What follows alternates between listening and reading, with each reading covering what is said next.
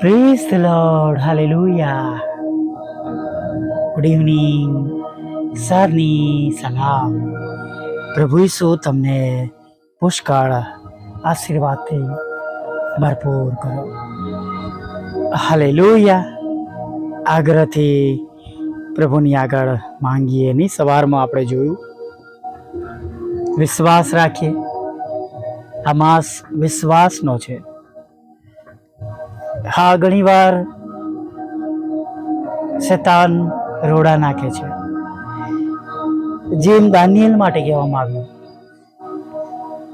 કે મારે મિખાએલ દૂતને મદદને માટે બોલાવવામાં આવ્યા. એમ ઘણીવાર તમારી અને મારી પ્રાર્થનાઓ સાંભળવામાં આવતી હોય છે, પણ એવા પ્રસંગો, એવી બાબતો, કેવા ઘણીવાર આપણા જગતના શત્રુઓ પણ આપણે માટે મુશ્કેલીઓ ઉત્પન્ન કરે છે નહીં. ઘણીવાર હું જે મારી પર્સનલ વાત કહું છું એમાં કોઈના માટે ઉભરો નથી, પણ એક સાક્ષીના તौर પર અથવા અનુભવ તौर પર કહું છું કે જેથી કરીને તમારી સાથે પણ આવું બને તો આપણે શાંત રહેવાનું, નમ્ર રહેવાનું છે. અને આપણે જે પણ લોકો આપણે નુકસાન કરે છે, આપણે તો ઈશ્વરના બાળકો છે, આપણે એમને આશીર્વાદ જ આપવાનું છે. પણ આવું પણ શૈતાન કાર્ય આપણા જીવનમાં કરાવી શકે છે.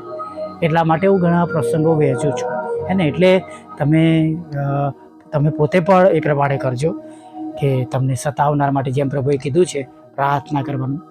અમે પણ પ્રાર્થના કરીએ છીએ, હું પણ કરું છું અને તમે પણ કરજો.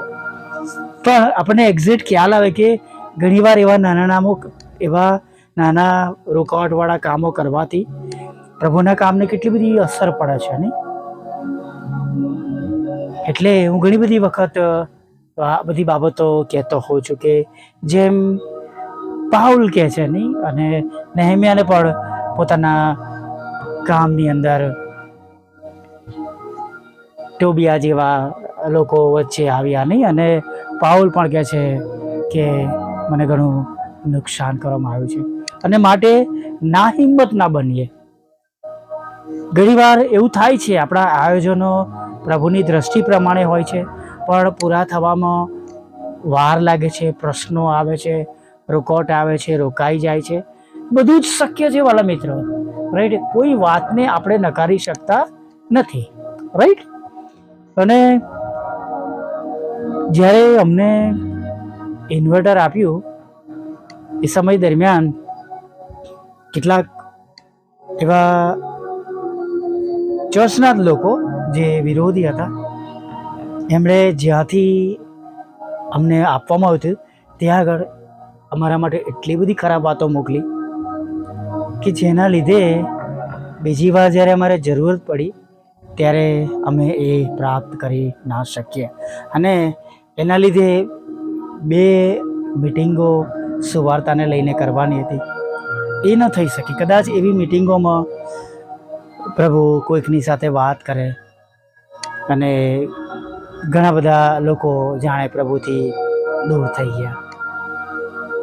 પછી જ્યારે મારા પ્રાર્થનાના વ્હીકલની વાત આવી ત્યારે પણ મેં તેમને અરજ કરી નહીં, પણ તેઓના તરફથી પ્રત્યુત્તર ના મળ્યો. કેમ કે શૈતાને એવી બાબતો રજૂ કરી છે કે જેના લીધે તેમનું મન એ વાતોની અંદર ભરાયેલું છે.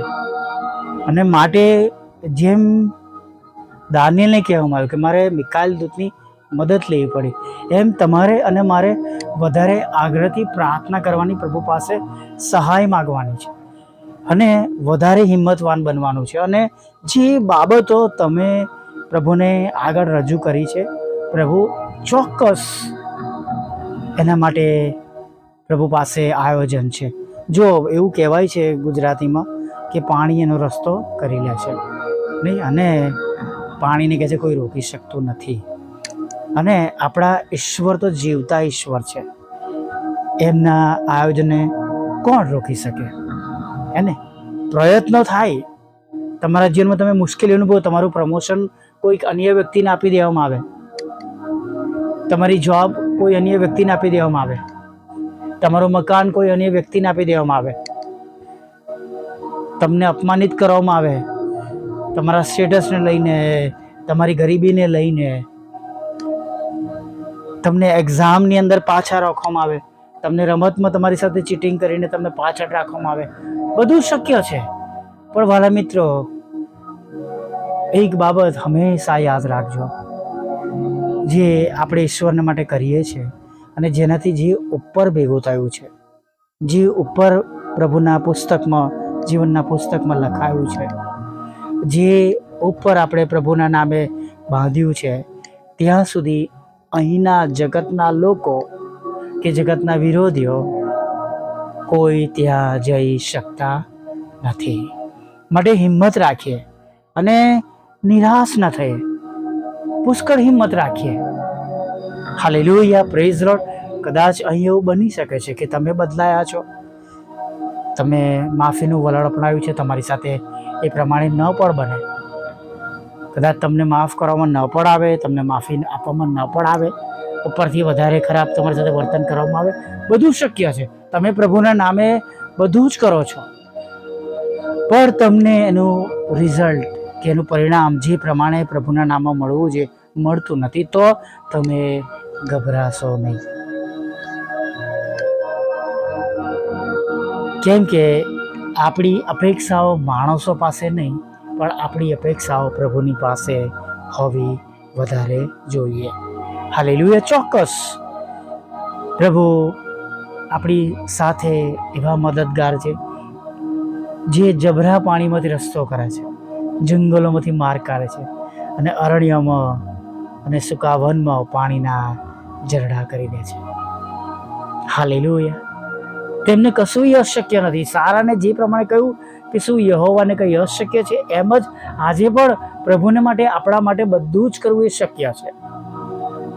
પણ સૌથી પહેલી બાબત કે આપણે પ્રભુને વિશ્વાસુ રહેવાનું છે. બીજી બાબત, આપણે વિશ્વાસમાં અડગ રહેવાનું છે. આપણે વિશ્વાસુ રહેવાનું છે, વિશ્વાસમાં અડગ રહેવાનું છે અને દરેક સંજોગોમાં, દરેક પરિસ્થિતિમાં આપણે વચન સાંભળવું છે, વચનને પુકારવાનું છે, સ્તુતિ આરાધના કરવાની છે અને પ્રભુમાં જે બોધ મળે છે એ સાંભળીને એ પ્રમાણે ટકી રહેવાનું છે, ચાલવાનું છે. Praise the lord. આપણે મુશ્કેલીઓની સામે ઘૂંટણો ટેકવવાના નથી, કે આપણે તેને સરેન્ડર થવાનું નથી. મુશ્કેલીઓની જાતે પ્રભુની આગળ સરેન્ડર થઈ જશે. હાલેલુયા. મુશ્કેલીઓની જાતે. ઘણીવાર તમે જેટલી પ્રાર્થના કરો એટલી વધારે સતાવણી થાય, એટલું વધારે લોકો તમને નુકસાન કરે, એટલી વધારે તમારા માટે રૂકાવટ ઉત્પન્ન કરે, એવું બની શકે છે. કેમ કે એને પ્રભુના કાર્યને રોકવા માટે બમણું તમણું 4 ગણું 5 ગણું એને જોર કરવું પડે છે. પણ તમારે ને મારે તો એક નાની વિશ્વાસથી પ્રાર્થના જ કરવાની હોય છે. હાલેલુયા. એક નાની વિશ્વાસથી ભરેલી પ્રાર્થના એ બધાને દૂર કરી દેશે. Praise the Lord. હાલેલુયા. તમે જુઓ, પ્રભુ શબ્દો બોલ્યા અને સગડું થયું. સુંદર નામના દરવાજે પ્રભુના સ્વર્ગરણ પછી પિત્તર અને યોહાન કહે છે, અમને જે નામ મળ્યું છે. કયું નામ? અમને જે નામ મળ્યું છે એ નામમાં તો સાજો થા, ચાલતો થા.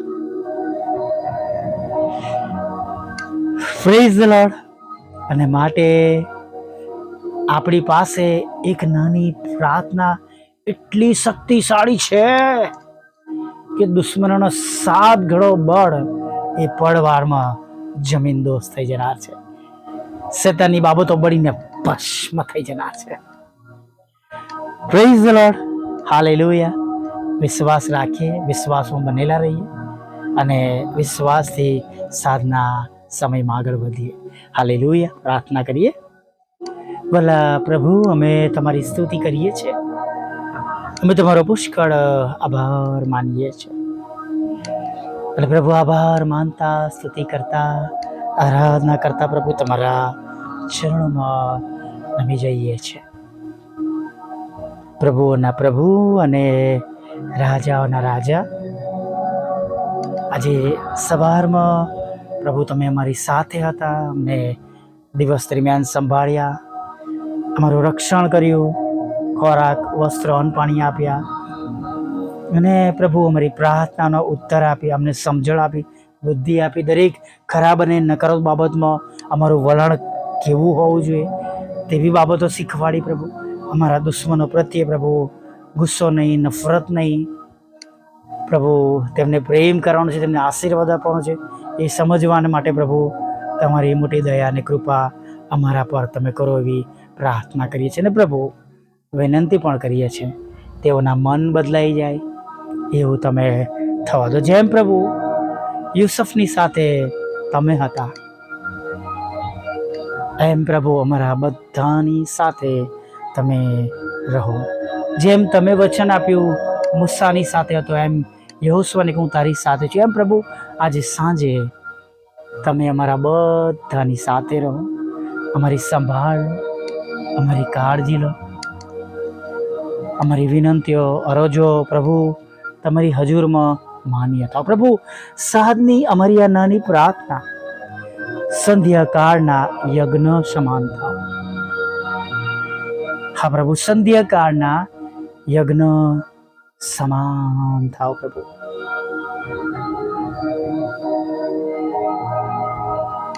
અમારા હાથોને આકાશ તરફ ઊંચા કરવા એ ધૂપ સમાન થાવ. તમારા સિંહાસન પાસે પ્રભુ અમારી પ્રાર્થના આજે પહોંચો.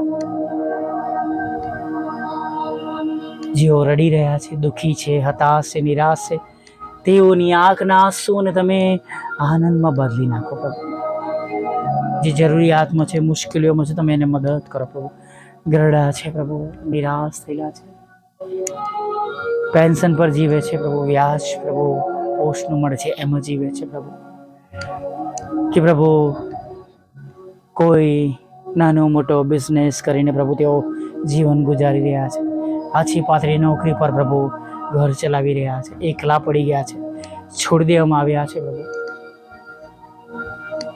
પ્રભુ મદદ કરજો. પ્રભુ ઘણા વડીલો છે પ્રભુ કે જેમની તરફ તેમના બાળકો પણ જોતા નથી. પ્રભુ